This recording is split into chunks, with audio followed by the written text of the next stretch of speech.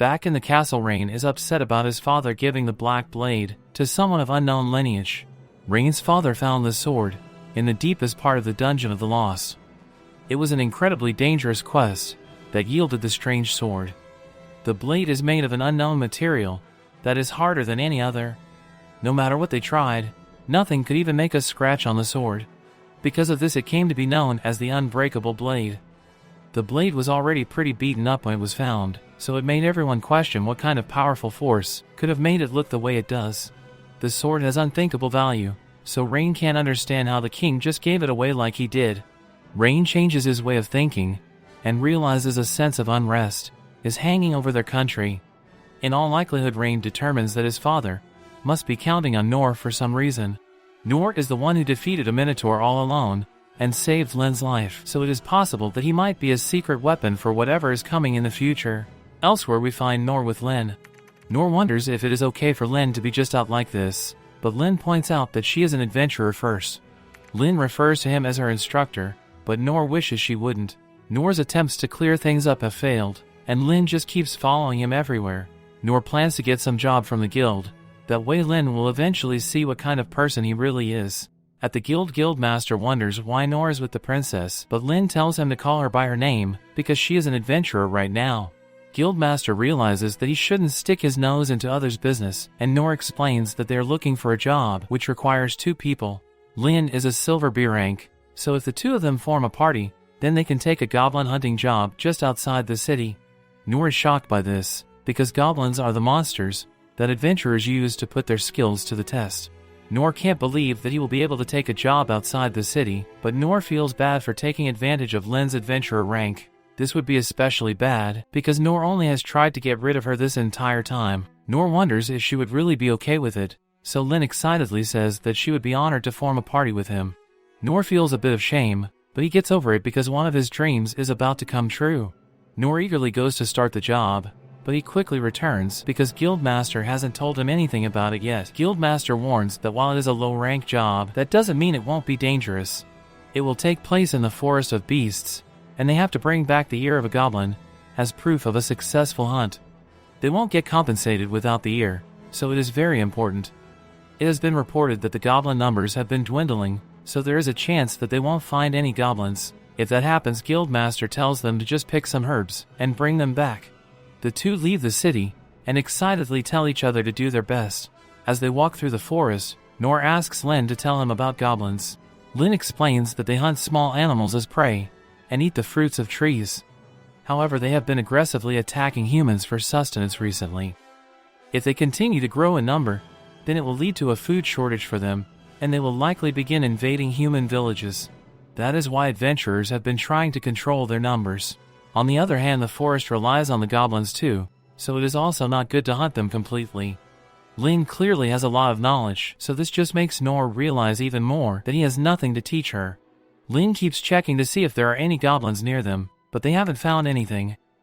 Normally they would have encountered at least one, so Lyn determines that the rumors about their low numbers are true. Just then Lyn senses a monster nearby. They go to check, but the forest just keeps getting darker and darker. The tall trees block the sunlight, but the goblins prefer living in places like this. Lyn surprisingly stops and reveals that the monster's presence just disappeared. Nohr assumes that the monster has just passed away from old age, but they are shocked when they find that the goblin was destroyed. Lyn quickly uses reveal magic, and it exposes a giant monster that was eating the other goblin. Nohr is shocked to hear that the giant is a goblin as well, because goblins are supposed to be the weakest monster. The giant clearly looks like a goblin, and it even treats some nearby trees like weapons. Nohr is so clueless that he assumes that this is what goblins really look like in person, versus what he has heard about them. Not only that, Nohr figures that other adventurers can handle them like nothing. Lyn is clearly terrified, and Nohr doesn't blame her, because Lyn doesn't have any combat experience. Nohr assures her that they will be fine, and declares that they are only fighting against the goblin. Nohr is actually terrified, but Nohr knows that he can't think about that if he wants to win. Lyn knows that this goblin is the Goblin Emperor, and it is considered an extreme threat. The Goblin Emperor is a monster, created from genetic manipulation by man, and the research behind it is now banned. What makes it really terrifying is that it eats its own kind to absorb that power and grow stronger. Lin thinks about how Noor said they're only fighting a goblin, and she is amazed by his confidence. Lin is just as clueless as Noor, as she now thinks that Noor came to this area on purpose. Lin thinks that the reason Noor was so excited about this job was because Noor wanted to eliminate the threat that no one knew about. Lin gained some confidence because of this, so the two of them prepare to fight. The giant goblin tries to strike first, but Noor masterfully uses his parry skill to repel him. The goblin is incredibly powerful, so it manages to push Noor back. Noor can tell that it's trying to corner him, but Noor refuses to let it. Noor knocks the goblin off balance and tells Lin to follow up with some magic. Lin does, but the goblin proves to be too fast to hit. Just then Noor rescues Lin, as the goblin starts launching trees at them, and Noor keeps using parry to deflect them. Lin knows that she has to do something before things get worse, but Lin is shocked when she notices that the goblin's wound is gone. Not even the Goblin Emperor should be able to recover this quickly, so Lin determines that it must have something to do with the mana crystal on the goblin's forehead. Lin tells Noor that if he can knock it off the goblin, then they might have a chance to win. Their plan is interrupted when the goblin launches a cluster of trees at Noor. Noor is stunned to see how many there are, and Noor realizes that this goblin is watching him to see how many he can parry. Noor fears that he won't be able to parry them all, but luckily Lin deflects them away with magic. The goblin heals again, so Lin is more sure than ever that it is replenishing its power with the Mana Stone. The two quickly realize that at this rate, they are just going to run out of stamina and magic while they try to keep up. Just then Noor comes up with an idea and tells Lin to use her Wind Blast attack on his back. Lin refuses to attack Noor because her Wind Blast is powerful enough to demolish castle walls.